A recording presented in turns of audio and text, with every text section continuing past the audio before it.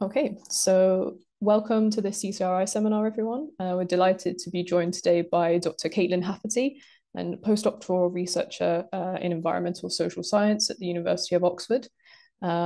She is working on two projects, the Nature-Based Solutions Initiative and the Leverhulme Centre of Nature Recovery. So without further ado, I'll hand over to Caitlin to provide a bit more information. Okay. Thank you very much, Amy. Thanks so much to everyone at the CCRI for having me. It's really nice to be back virtually. I did almost forget that this was the time of the seminar and not 1:15. So fortunately, I've just managed to jump in a room after another seminar. So there we are. It's all good. Just while I'm introducing myself and the projects, it'd be really interesting to see who's joined today. And it's always nice for others joining the seminar who are broadly interested in this topic to perhaps link up. So if you'd like to introduce yourself in the chat, so your name, organisation, maybe broad interest in nature-based solutions, that would be amazing. I'd really encourage you to do that just while I'm talking. And I think we're able to save the chat as well. So do that. Ooh, I'm trying to move my slides. There we are.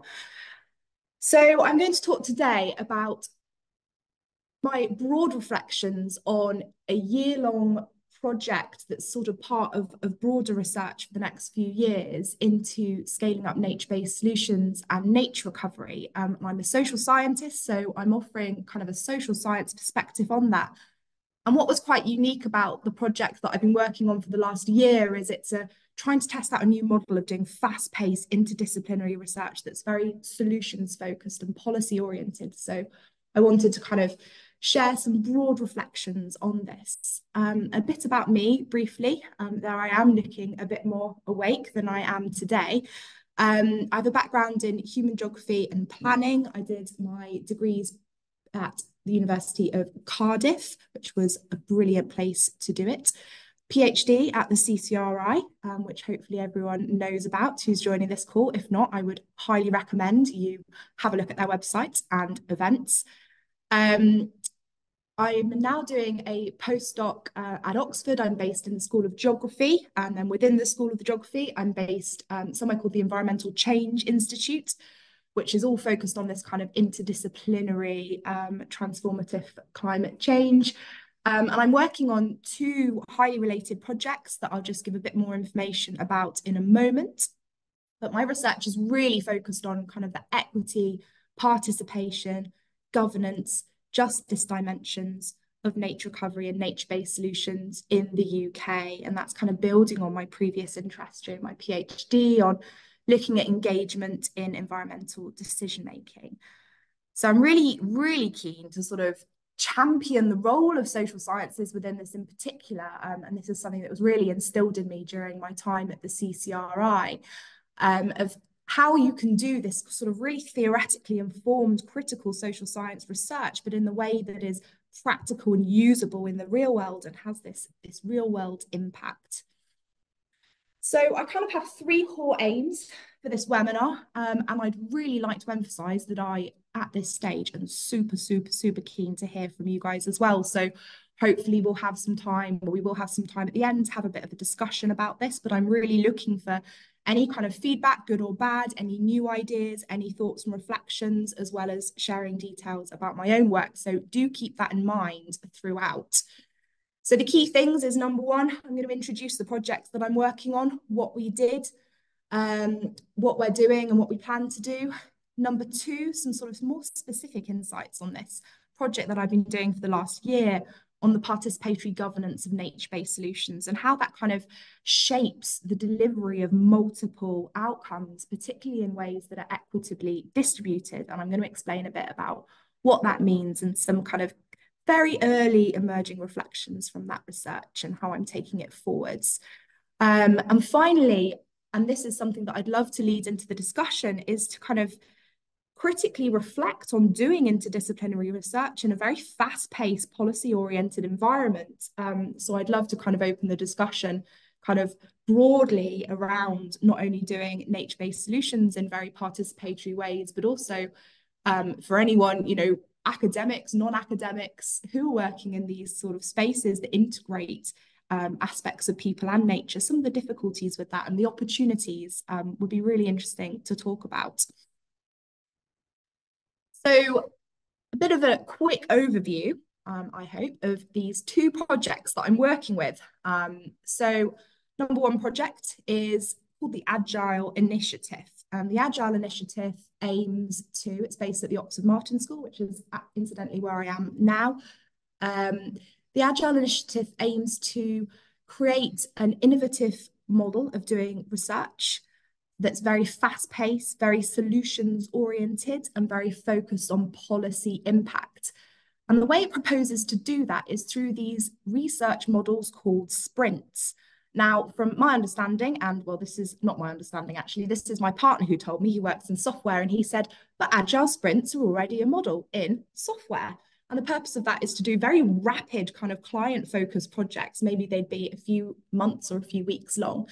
But our version of sprints in the Agile Initiative are 1 year long, very focused on a problem and solutions to address that problem. And the sprint that I was involved in was sprint number 3. This was part of kind of the trailblazing round of sprints, if you like. The Agile Initiative are a bit further on in terms of the model development now. And that was all focused on how we scale up nature-based solutions in the UK. And that was in collaboration, sort of being led from the Nature-Based Solutions Initiative, which is based at biology at Oxford. So that's one of the projects that I'm going to be talking about and learnings from this very fast-paced policy solutions-oriented project on nature-based solutions in the UK. The second project that I'm involved in is highly related, and it's where I've kind of transitioned to now full-time. That's called the Leverhulme Centre for Nature Recovery. Similar to the Agile Initiative, it's got funding for about 10 million funding, so I think that's 10 years for both of them. But definitely for the Leverhulme Centre, big interdisciplinary project focused on nature recovery. We look at global case studies. I focus on the UK, and I'm specifically part of a work package called Society. So we're focusing on the governance and the social and the cultural dimensions of nature recovery. And that's being led by Constance McDermott in geography and Jamie Lorimer, who is also based in geography. And just to add, sorry, the PI of the Scaling Up Nature-Based Solutions projects was Natalie Seddon, who's based at biology, and Alison Smith, who is based at the CI. And the overall director for the Leverhulme Centre is Yadvinder Mali. So I'm going to talk mostly about this project, this sprint project that's part of the Agile Initiative. Though, as I'll kind of reflect on at the end, the legacy, if you like, of this project is to kind of go on into the Leverhulme Centre, which is a much more long-term thing for me. We were really focused on specific nature-based solutions in the UK and working with a big range of partners and stakeholders, which I'll talk about our approach to co-design in a moment. But I just first wanted to pause and also invite some kind of insights from the audience as well on what are nature-based solutions in the first place. When I started this position just over a year ago now, I really wasn't sure what nature-based solutions were, and I was a bit embarrassed about saying it as well. But there's so much disagreement over what nature-based solutions actually means in the first place. I think it's really, really important to kind of get the message right on nature-based solutions. So the definition that we work with in this project are solutions to societal challenges that involve working with nature. And I really welcome any thoughts on alternative definitions. So especially thinking quite critically about, you know, what work do these words do? Could you make the definition more inclusive? Is this a very inclusive definition to begin with? Are there other ways of thinking about it? So either kind of hold that thought or maybe share it in the chat, and we can come back to different ways of thinking about nature-based solutions and the impact of that. But nature-based solutions has gained a huge amount of popularity. So thinking about IPCC report, also in the COP, most recent COP, nature-based solutions comes up quite a lot as a really integrated approach that can address the twin crisis of climate change and biodiversity loss, but also while supporting a range of sustainable development goals. So thinking about people's well-being, supporting kind of justice and equity and democracy considerations. So it's really positioned very strongly as this very integrated approach with these dual or co-benefits. Examples of nature-based solutions, I'll provide some kind of real-world examples in a minute, but focusing on kind of the protection, restoration and management of ecosystems, sustainable land management, creations of new ecosystems, rewilding and so forth. So really focusing on these kind of dual benefits for people and nature, and that's where I kind of came into this project. So I'm just going to very briefly highlight some real-world examples. Moving on. There is a range of different ways of governing these nature-based solutions projects. These are just some that I went to visit during the kind of scoping period of this project. Highlands Rewilding up in Scotland are a very profit-focused model, doing a blend of different financing approaches to nature-based solutions, and also have kind of this community prosperity goal in mind. Natural Grid in Plymouth was a really interesting project that kind of really nicely, I think, integrated the socio-economic monitoring side of things alongside ecological monitoring. North Harris Trust in Scotland was an entirely community-owned and led project, so different to maybe a private-owned organisation or a council-owned, public sector-owned, which the Plymouth example was. Carbon Community in Wales, again, a charity that's sort of trying to push boundaries in terms of science in carbon sequestration, maybe thinking about aspects around community as well. And then there's a really nice example, Hogacre Common in Oxford, that actually rents the land. It used to be a playing field. I think it's Corpus Christi College, and they rent it from them for 1 jar of honey a year. And apparently they used to have a ceremonial handing over of the honey, which I always really like telling that story. So basically, key point is loads of different approaches from this kind of bottom up, top down, and everything in between. Within this sprint project, I was really focused on work package 3. So that's all around governance and culture. And I just thought I'd share this rather lurid diagram with you all, which just gives a sense of where this is situated within the broad project on scaling up nature-based solutions. So there was some kind of focus on ecological monitoring and mapping, case studies, fable modeling, which was kind of scenario modeling, and an engagement kind of focused work package and impact generation that sort of tied it all together and focused on outputs. I'm just going to glaze over quickly because I don't want to spend too long on the broader project, but we're basically all aimed on not just academic focused outputs, but very kind of applied impact focused outputs. These were our core kind of stakeholders. We started off aiming to do a co-design process, and I'm going to come back to maybe thinking more critically about how and when and why and whether we should do co-design in a very fast-paced environment.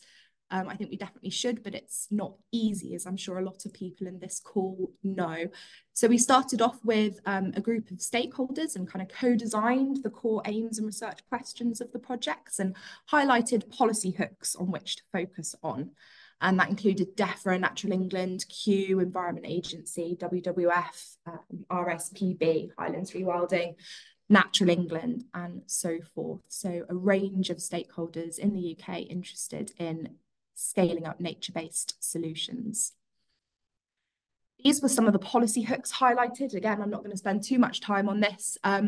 One of the things I'm going to come back to later was navigating this as a social scientist. So a lot of these policies were perhaps framed in a very specific way that may not lend itself well to really meaningful social science contributions. So I think that's something that's really important to talk about, and to talk about integrating social science into this kind of policy space. But as you can see, lots of hooks highlighted, which was an amazing thing, but also very difficult to kind of rapidly navigate that and change directions throughout the project. These were the people I worked with. Just always like to mention that. So Mark Hirons was a work package leader, focusing on all these social science dynamics. Selassie, research assistant, and then me, I've already introduced Oh, I may not do this because I actually think that I've not actually launched the Slido. But maybe we can just pause. I don't know if anyone's brave enough to raise their hand and talk. But what are the key challenges? I just wanted to pause here and think about what do people think are the key challenges for kind of scaling up nature-based solutions? So we were focusing on these kind of social economic dimensions. Would anyone, I think, Amy, are we able to raise hands yet? Annie? Kick us off.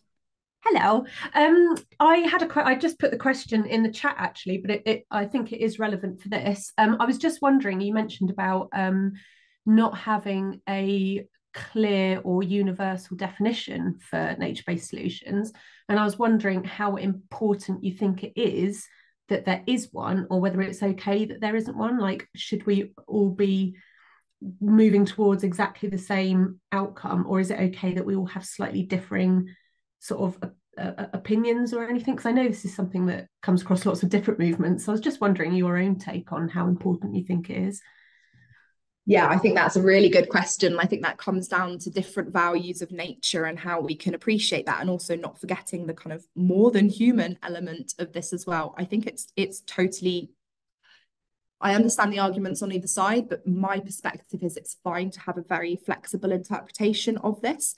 I think others would perhaps think differently, and that we need a very strong, clear message on nature-based solutions in order to avoid risks of greenwashing and land grabbing, and when nature-based solutions has been used and there's been lots of harmful impacts. So I maybe, as a social scientist, more on the open, flexible definitions, and that people's values of nature and experiences and everything are going to be so diverse that can't be reflected in a single definition. But I do also appreciate the need, especially at that kind of policy level, to have a very clear, definitive message. And it's an interesting debate to have as well. Anyone else, any quick kind of thoughts on either the definition of nature-based solutions or any kind of challenges that you're aware of for implementing them either in the UK or elsewhere? Have some comments in the chat, Caitlin. So one from Jenny, the expectation of evidence-based interventions versus the lack of evidence base. And yeah. One from Janet, building trust if timescales are limited. Yeah, absolutely. Yes, if I understand Jenny's point correctly, so that was expectations on implementation without the evidence base. Maybe I'll come back to the comment and read it specifically, but Janet's comment as well is something I'd love to discuss in a bit, but that trust, which is absolutely crucial for interdisciplinary research, for co-design, for engagement, for participation, for anything. So yes, we can come back to this, but I think doing that within a fast-paced environment, particularly a fast-paced environment that is combined with these very particular framings that can kind of close down and open up the debate, and what kind of knowledge is included and who can be involved is absolutely crucial. So I'll just move on and we can kind of come back to some of these.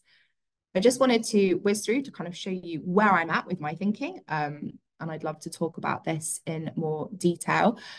But kind of the context of this, as I've said, is this really strong kind of message around nature-based solutions as with and for people and nature. So it's great that somebody's flagged that, do we even need these definitions, or what work do these definitions do, maybe, rather than do we need them in the first place? Often participation and community engagement is proposed as a kind of a way in which to do that, to achieve these dual benefits, particularly on the people side. So almost recognizing that we've had a lot of problems with regards to highly exploitative economies, unsustainable growth, focused on, unprecedented growth and using up more than we can replenish.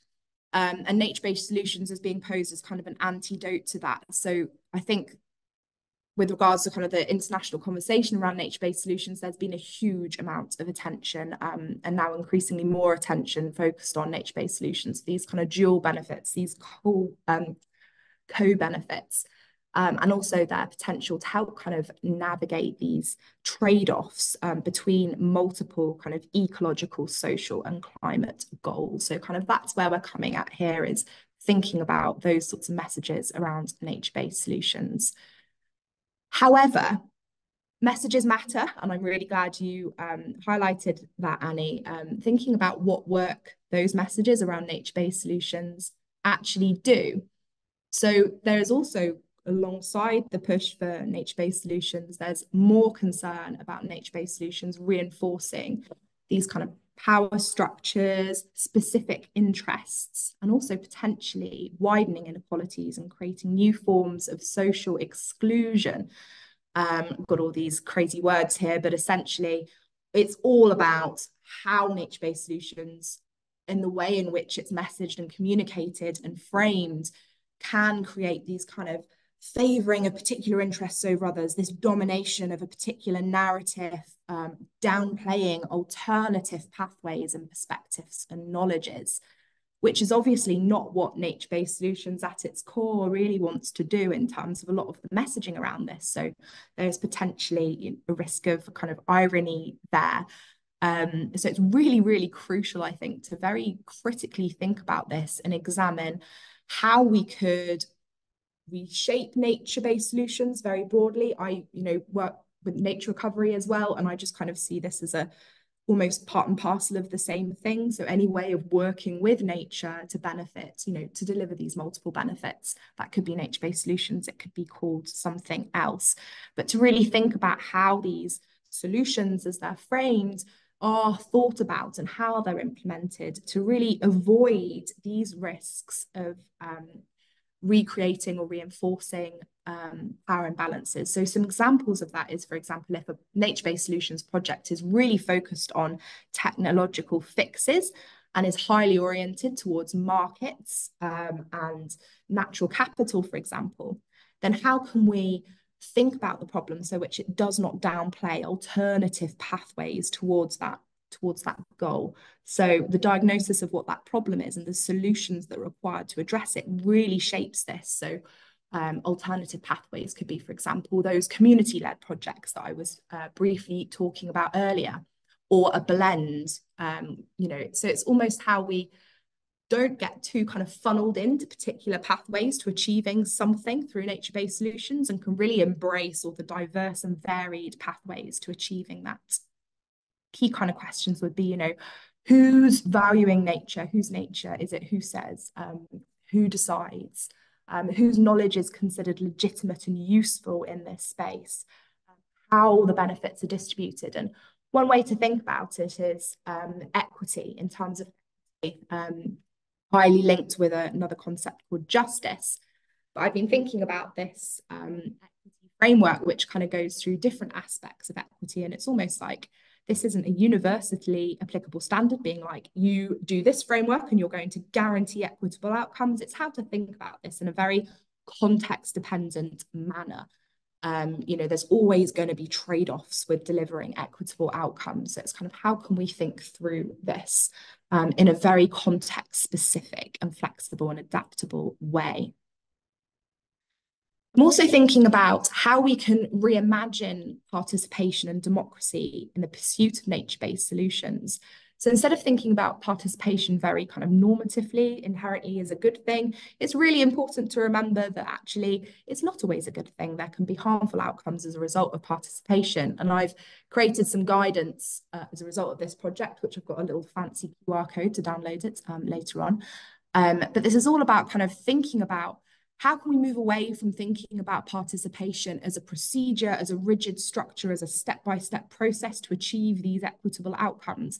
And how can we instead thinking about participation as a collective, as something that is emergent, continuously created, a really kind of flexible, adaptable, context-based and context-specific process, rather than something that's very fixed and procedural. And that's very difficult to do, especially if there are very dominant framings, for example, market-focused framings, that mean that certain projects have to demonstrate measurable, certain and determinable outcomes. So all of these kind of equity frameworks and these ways of understanding participation, hopefully you can tell that I'm talking about something that is perhaps very flexible, very context dependent, very uncertain. And this is against a backdrop of perhaps some very dominant framings, particularly around the natural capital, green finance agenda, of the need for measurable outcomes, of certainty, of something that can be verifiable. And I'm not saying that either is a good or a bad thing. I am saying that it's really important to have an open discussion about what this can do in terms of these sort of equity considerations and these delivery of multiple benefits. How does it open up or close down the conversations, the debate around what happens? I always love sharing this quote, but it just kind of sums things up, that the planetary, the solution is not necessarily about more diversity and procedures to achieve that, but it's just kind of really transforming discussions around this, breaking down barriers, bringing people together through solidarity. So I'll just leave that there for a second.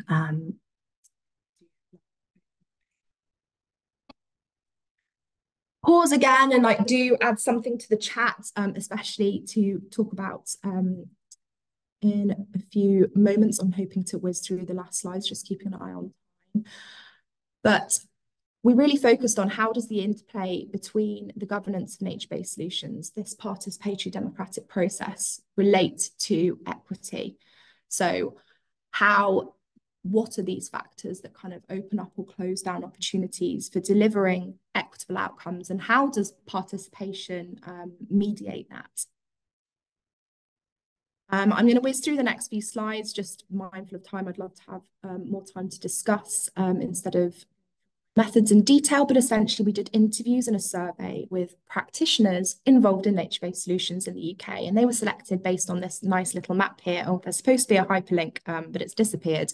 That's the Nature-Based Solutions Initiative case study map, and there's some really great examples there that my colleague Audrey and others have pulled together, including various different aspects of nature-based solutions focused on these kind of multiple social, ecological, climate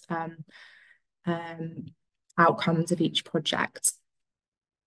We started off with a big kind of scoping. So here are some rather crazy pictures of all the various things we did. We went to loads of different projects just to get a bit of a sense of what was happening, and really importantly, from my perspective, bringing in projects with alternative approaches to governance. So I did actually find when we started off, there were some very kind of specific approaches, perhaps more top-down than bottom-up. So I really made a conscious effort to bring in more kind of bottom-up and grassroots initiatives that were doing nature-based solutions. And actually going back to this definition thing, they would never in a million years maybe identify themselves as nature-based solutions, but what they were doing was actually, really achieving those core multiple benefits, which I think is also an interesting thing to discuss. My very early reflections on the findings, so I'm writing up the paper at the moment and don't want to share too much, but I'd love to kind of talk about it to help shape my thinking at this stage and hear alternatives perspectives. But basically looking at how these ways that nature-based solutions is framed works to open up and close down opportunities for this meaningful participatory and democratic governance, and how this influences equitable outcomes. And kind of my early thoughts on this is, oh, sorry, that's black text on green background. That's awful to read. It was meant to be white. That despite some incredibly well-intentioned efforts and some very strong messages around nature-based solutions, there is a lot of potential still and evidence within kind of different descriptions of nature-based solutions that this can kind of downplay alternative pathways to achieving goals. So, for example, certain projects, the core way in which nature-based solutions is framed and how it's governed, so the kind of finance that's brought in, the key actors that are brought in, can work to exclude or downplay alternative perspectives. So for example, on socio-cultural values of the landscape, it's very difficult to navigate this. There are always going to be inherently trade-offs. So it's thinking about how to do that and what factors do that. So this is kind of where I'm thinking at the moment in terms of how to focus on these factors and think very critically, but also come up with some very clear pathways for which we can potentially overcome them as well. So do ask me questions if you'd like any more details. In terms of the outputs, we focused on traditional academic outputs. I mentioned this paper. I'm writing up 2 papers from this project at the moment. One focused on this kind of participatory governance, equity dimensions of nature-based solutions, and another one which I haven't mentioned, which is more focused on like organizational, institutional capacity for delivering on nature-based solutions. So thinking about organizational cultures and organizational learnings and how to transform that in a way, or reform that rather, towards kind of increasing the likelihood that we can deliver these co-benefits. We also produced some practitioner guidance, which I'm going to show in a moment, and some policy briefs, which I'm yet to contribute to so far on the social science side, but some of my colleagues have done some amazing stuff with the National Adaptation Plan and that kind of thing. So these 3 guidances I just wanted to flag, all kind of related and collaborative. Number 1 is I produced a recipe for engagement, and that's very kind of practical, pragmatic, solutions focused, relevant for anyone who is involved in designing or delivering nature-based solutions projects. And for me, it was very difficult to translate all these very kind of like critical social science things that I was reading into something that was very pragmatic, sensible, on the ground. So that's a very interesting thing to navigate as a social scientist, I think. The second was this Highlands Rewilding engagement roadmap.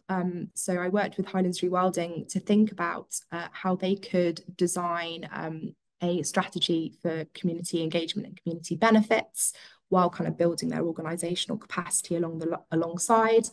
And a very related project with, it was actually led by the CCRI, by Josh Davis, and that was with Nattergal, who are Highlands Rewilding's sister company, who were equally very important in this. And they were funded by a landscape recovery scheme and were looking at more kind of blended finance ways, perhaps biodiversity carbon credits, and how to kind of think about community and stakeholder engagement within that context. So very interesting to think about how this plays out, this engagement process plays out within different governance structures that are framed in different ways in terms of focused on finance, focused on tech innovation, focused on community bottom-up, etc.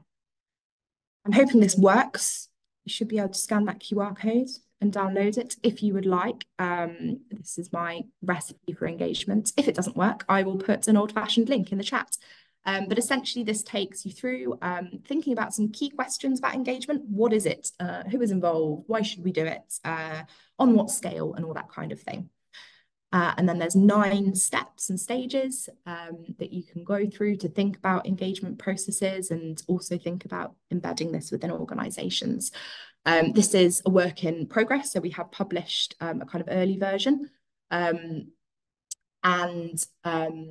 The idea is to kind of ground test this with different organisations and improve it over time. For example, I will likely do some research on thinking about how this can be focused more on organisations that are looking at nature-based solutions in very much a natural capital lens and navigating this space there. This is a webinar that I'm hosting next month, just to do a quick plug on the exact same thing, lots of engagement, but this will be talking about the recipe for engagement and focusing on some specific questions about this. So do come along. I haven't actually promoted it yet. I think we're going to do that later today, but equally, you should be able to scan that and sign up, or I'll put the link in the chat as well. But this is going to be really focused on sort of sharing some insights from how it can be used very pragmatically on the ground. Just to end, as I mentioned at the start, I'd love to kind of not just think about participatory governance for nature-based solutions, but also think about doing fast-paced social science research within this kind of environment. And I think the themes actually are very similar between the challenges and opportunities around participatory governance for nature-based solutions and also contributing social science expertise to an interdisciplinary project. It's all about kind of this bringing together of people and nature and the various different kind of issues and opportunities around that. So some really good things that I felt about doing this project were really building, accelerating at a considerable pace my confidence and skills, contributing social science expertise in a very fast-paced environment. One thing that I did struggle with is previously I've been super applied. I've maybe not engaged with a lot of theory before in my research. And I actually realized that I needed to engage with the theory even more. So it kind of pushed me so much more in that direction. And now I'm kind of trying to navigate the space in between it. I don't like to think of it as a trade-off between applied and theoretical, but it's like how to find your place within that can be quite difficult, especially as an early career researcher like myself. Also really helped to expand contacts in this kind of policy and practice arena relevant to scaling up nature-based solutions. So it's a real useful opportunity to be able to do that and to kind of snowball contacts in this space. There are perhaps reflections on doing that as a social scientist when a lot of these spaces are very heavily dominated by natural science perspectives. And also the aim of the Agile Initiative was to kind of bring together a community of early career researchers who are interested in co-design and impact-focused research, which almost is kind of the impact of the CCRI and doing my PhD there had on me as kind of leaving being like, I can do all this really impactful kind of social science research. Negative things or learning points more. Time constraints. So somebody mentioned trust and time constraints. Hugely important, I think, really impacting on building relationships both within the team and outside with stakeholders. So trust, absolutely fundamental to any kind of participatory, collaborative research. I've mentioned a lot during this talk, framings, how things are framed and how that impacts how it's implemented. So, for example, if there's a bit of tunnel vision, you're focused on one particular aspect of the project, like climate outcomes, biodiversity outcomes, and that can kind of downplay social aspects, for example. So it's and also local grassroots points of view and local knowledges. So it's really important to think about kind of how different problems are framed and what solutions therefore are needed to address them, and how that can just fundamentally exclude some other points of view and how to navigate that. And linked to that is kind of integrating social sciences in a really meaningful way. So not at the end of projects, not in a very kind of afterthought way. So having a social survey at the end when all the rest of the research has been done, that's equally similar to an engagement process. One of the most common critiques is that engagement is done right at the very end of projects before the kind of agendas have been set, the framings of the project have been set. And also kind of the scope for misunderstandings and social sciences being undervalued in some spaces. So for example, I had to do a lot of work to show that I wasn't just looking, for example, engagement in terms of access to green space. I never thought about this before, but everyone was like, engagement, that's access to green space. I was like, no, it's a, democratic process, or there's different ways of thinking about it. So it's sometimes you forget that there's certain associations already set that you need to navigate. And I think really core to this is kind of skills and interdisciplinary research, being open-minded, willingness to be kind of contradicted, being open to learning new things, sharing learning, being uncomfortable, I think is something that's not spoken about enough, but we need to be uncomfortable in these to learn new things, and also not forgetting, as I've spoken about a lot, alternative pathways. So we can get very caught up with specific ways of doing something and forgetting that perhaps we need more kind of bottom-up action, or it's really important to just not close down these opportunities for debate. Very quickly, what's next? I'm doing more research with the Leverhulme Centre. Bonus points for anyone who can guess where these maps are. What place is represented on the map, but I'm working with a mapping software company. I was actually supervised by somebody at the CCRI, Rob Berry, who's a mapping GIS expert, and now I'm doing maps, which I never really did during my PhD, which is great, but we're looking at blending local and scientific knowledge using this commonplace software platform for basically looking at how we can deliver this community engagement and community benefits through nature-based solutions, working in collaboration with various organisations, particularly up in Scotland at the moment, and then scaling out. And that's part of a broader research that I'll be doing on participation and governance in nature recovery in the UK, and maybe further afield at some point, who knows? So that's that. Brilliant. We've got about 15-20 minutes, I think, discussing. I'm going to open the chat so I can see what people have said. I don't know, Amy, do you know kind of where the questions started? So we've had a few kind of sprinkled throughout while you've been talking, but also several more comments on the challenges. So again, Janet commenting on issues with co-design falling far short of the ideal, and tensions between stakeholder organizations from Anushka.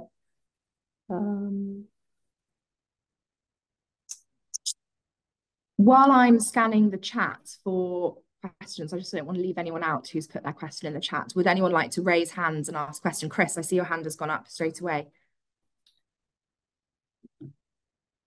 Oh, you're muted. Yeah, I must have anticipated you, Caitlin. Thank you very much. That was fascinating. I don't know if you know, but I started a module on nature-based solutions on our applied ecology course here in University of Gloucestershire, which Dan Keach and I from CCRI talk on. But one of the things we talk about is definitions. Yeah. And if I'm honest, I haven't been comfortable mixing nature recovery and nature-based solutions within interchangeably or within the same bracket. Nature-based solutions for me have to do all three things: tackling climate change, improving biodiversity, and having a tangible social benefits. Yeah. Nature recovery can just recover nature. It doesn't necessarily need to do anything for climate change, and it doesn't necessarily need to do anything for social benefit. I don't know how you feel about that, but that's... Yes, maybe I would agree. We actually had a big workshop in the Leverhulme Centre with all the members of staff and associated students last year around what does nature recovery mean? Where's the place of, people in this? And I think, we especially as social scientists, but also with the broader centre and how we've ended up defining nature recovery on the website is really kind of emphasising that this is about people as much as nature, really about equity and justice considerations. Because I agree, and I see a lot of particularly definitions around rewilding as well, which is a highly controversial term. Almost by definition being without people, less human activity when these landscapes have historically been with people, developed over thousands of years. So yeah, I think it's really crucial. And I wonder, or maybe what you think, but I see nature-based solutions maybe used almost synonymously sometimes with this kind of growing natural capital space. I don't know, maybe that's just a UK thing, but I see it a lot, a lot of these projects using nature-based solutions in that way. Yeah, and that's the benefit, isn't it, for that colonial or sort of more exclusive version of nature recovery to brand itself as a nature-based solution, unless we have a strong. I don't need a specific definition, but a nature-based. In order to be called a nature-based solution, so you have to do all of those three things, not two of them or one of them. That would be my pitch. So that's in other words, there is an overlap, but they're not the same thing. Yeah, definitely. Thank you, Chris. Anyone else have any questions? Please raise your hands. Don't be shy. Don't leave me here in silence. Any questions at all? Am I going to have to read from the chat? Okay, and there's a comment from John in the chat, Pasture for Life, about farmers. So obviously managing around 2/3 of, or managing a lot of land in the UK with 2/3 being pasture. He says it's important to share good news stories. So I wondered have you been engaging with farmers perhaps through this work? Yeah, definitely. I haven't been engaging with farmers as much as I'd like through this project, but definitely going forwards, we're thinking a lot more about that, because I also feel that farmers can be sometimes kind of stigmatized in this space as well. And there's this kind of real focus on this hot debate between, agriculture or nature, which I just don't think is helpful. I welcome other perspectives on this, but I'm not sure having this kind of heated debate and portraying this as something that's inherently in conflict isn't helpful. And nature and agriculture should be enmeshed and really kind of integrated. I see some thumbs up from the people who are experts in this space, so that's good. Yes, I think positive messages are absolutely crucial. And I think as well, that's something as a, a critical social scientist, you've got to be really mindful to not just go on about all the reasons why there's going to be negative outputs. It's like how to frame this in a way that's positive and helpful and solutions focused. I'm not sure if this is answering that question or if it was more of a comment, but yes, I think maybe particularly around focusing on, realistically helpful things that farmers can do. I'm not an expert in this space. There's a serious amount of research on kind of how to communicate nature-based solutions in a way that's helpful for farmers, and also embracing the fact that farmers are not a homogenous group and you need things tailored. There's probably people in the call here who's authored papers on that. But yeah, I think it's really important. I'll go to some questions now. I've got 3 hands, which is amazing. Kate, I think you put your hand up first.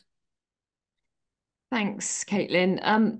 Speaking as a practitioner and not in any way an academic, but somebody who tries to engage with people around this space, is it fair to recognise that different stakeholders have different value in the process? And how do you take account of that? So it slightly picks up on John's point. At one extreme, you might have landowners or farmers who've been multiple generations in the area, know the locality, trying to run a business, got a lot of those kind of very close links to the site. At another extreme, you might have somebody wanting to comment or participate who is from a very specialist wildlife organisation with an interest in a particular species, or you might have someone else from a public access perspective who lives remotely but really has a strong opinion. How do you balance the value of different stakeholders? Is that possible? We actually weirdly had this discussion yesterday in a group that was talking about kind of community benefits. It's Fern's invested project, Scotland Ready Nature Finance or something like that. Scottish government funding for nature finance. But anyway, talking all about kind of how we can engage with communities and deliver community benefits, but in a way that's like verifiable and certified. And they were really talking about this kind of like representing all values and all perspectives. And I said, well, it's impossible. And other people said, I think that's absolutely impossible. You cannot have any situation that's absolutely truly representative of every single value of nature. Which is why, kind of picking up on a point I made earlier about kind of shying away from viewing participation engagement as like this cookie cutter that you can just pick up and like put down in an area and kind of focus on specific standards and measures of what's like community values or benefits of nature. I don't think that's very helpful. It's viewing it more as like a very continuously flexible, emerging process that's highly context dependent. But the challenges, especially when we introduce this need to align with standards or frameworks, that they require those kinds of very concrete, tangible outcomes. We have represented X amount of people, we have increased numbers by plus amount. You're hearing things flown around like community baselining or, community positive, social positive or something like that. And I don't think, welcome other perspectives, but I'm not sure that kind of way of thinking works when it comes to social. Yeah, I hope that answers your question. In terms of representing diverse views, I think it is crucial, but I often, when I work with organizations to kind of understand and embed engagement, often start from a place that, be very realistic about what you can actually do within the capacity of the organization. Be mindful that you can really help. You can really try to target harder to reach groups, for example, those who are traditionally excluded or marginalized in decision-making processes, whatever demographic that might be, young people, farmers, particular types of farmers, older people, race, ethnicity, all those kind of demographic variables that can be considered, but being kind of really mindful that actually truly representative processes are kind of impossible. Even deliberative democracy citizens' assemblies, they're like supposed to be the pinnacle of these things, but I still don't think that's really truly representative. And often you'll find that these kind of broad categories, broad kind of understandings are useful, but really maybe not reflective of these nuances on the ground. So it's really there's no answer to this, but it's just thinking about that. How do you kind of appreciate the nuance and the complexity while delivering. Yeah, so I hope that answered your question, perhaps in a roundabout way, introducing several other points while I was speaking. Daniel, you were next.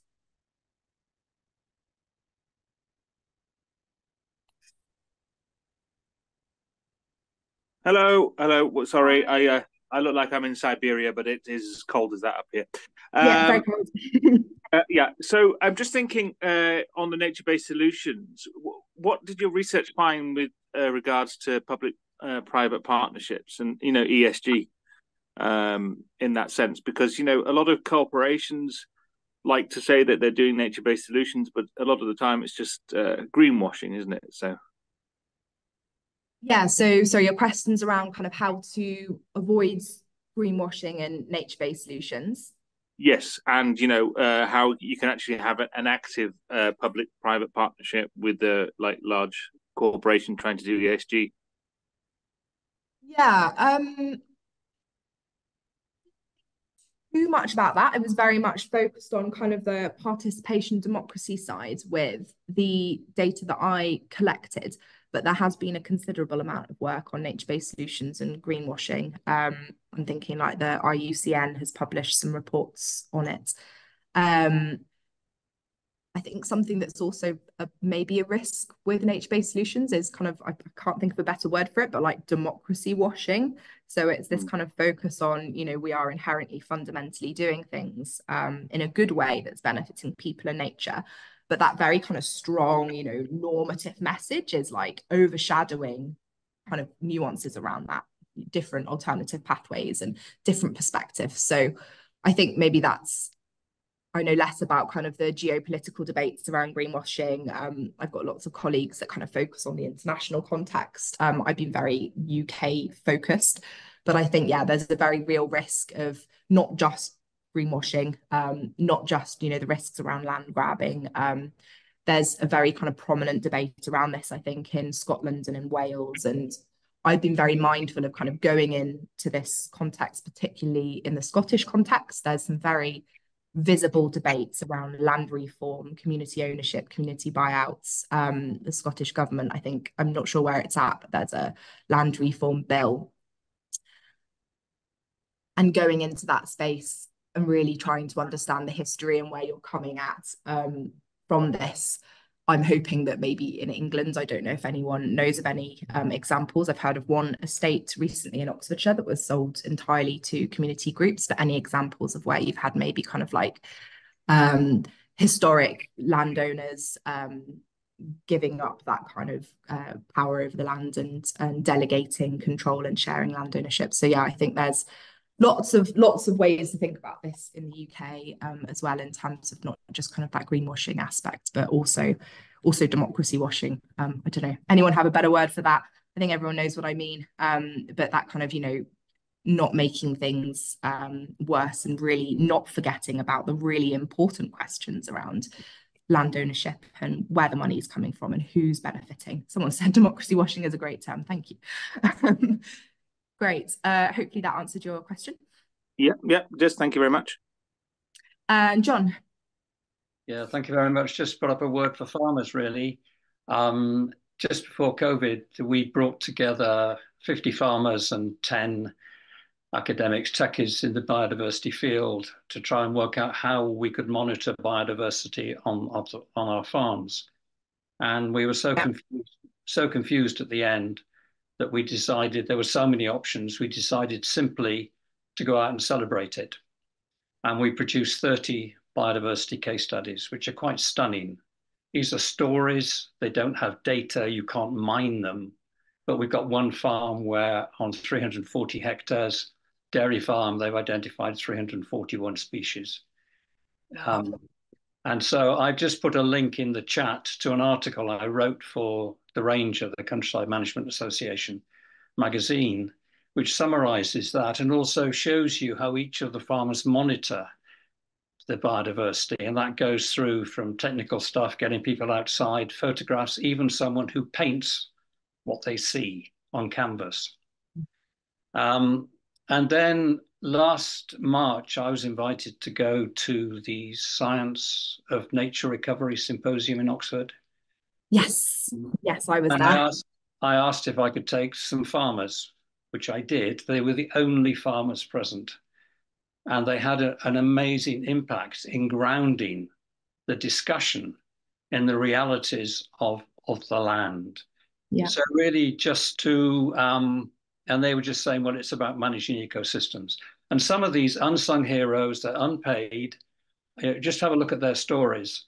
They're doing the most amazing things. These are not projects. These are just farmers out there. So I think we need to nurture the farmers as they nurture the land. But do have a look at the article. Go and have a look at some of the studies. And just, sorry, we asked 8 questions like, describe it, the biodiversity, how do you do it? How do you monitor it? How does it build resilience into your farm in terms of flooding, water, all of that kind of stuff? And I think you find them very interesting. Thank you for listening.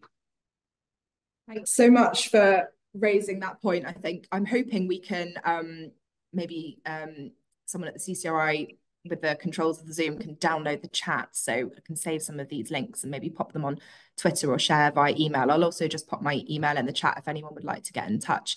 But just on that point, I always, when I was doing my research interviews, I remember speaking to somebody who was a farmer and was talking about feeling like their experiences, their knowledge, the way in which they understood the land and its values was just not listened to because they didn't have a PhD, they didn't have all of this kind of like flashy stuff around them, and they just had the stories and, you know, decades of working and this closeness with the land that they felt perhaps wasn't heard in some spaces. And I think that's just such an important thing, you know, not just for recognizing farmers' knowledges and experiences, but also communities as well. Kind of this point that I made about different ways and rethinking participation and democracy.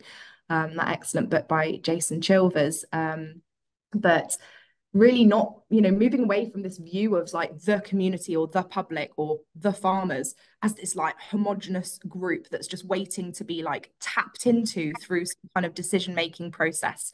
You know, they already exist, these people, they're already there working with the land, forming their own stories, forming their own connections with this place. You know, you don't kind of magically come into being through a procedural kind of participatory process. So it's really important to remember that, you know, that's really what it's about, kind of thinking about participation in the making and people kind of making their own connections with the land over time. But I think the really difficult thing is how we can create kind of those sort of governance situations that can really embrace that.